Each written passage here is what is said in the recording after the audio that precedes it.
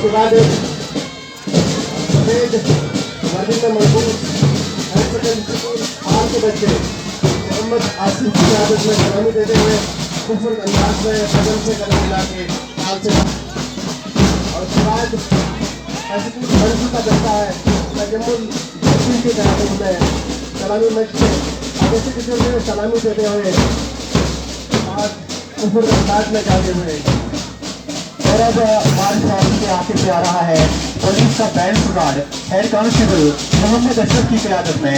Band squad police का head constable Mohammad Ashraf की क़यादत में। और इस तरह से मार्च पास्ट का ये आखिरी दस्ता था। इन्होंने मेहमानी खुशी को सलामी पेश की, जवाबी सलामी भी ले ली। इस तरह से मार्च पास्ट का ये जो दस्ता है ये इस वक्त आखिरी दस्ता था और सलामी जो है वो हो चुकी है सभी दस्तों की। अब मेहमानी खुशूसी जो है वो अपनी निशस्त की तरफ बढ़ते हुए मेहमानी खुशूसी अपनी निशस्त की तरफ बढ़ते हुए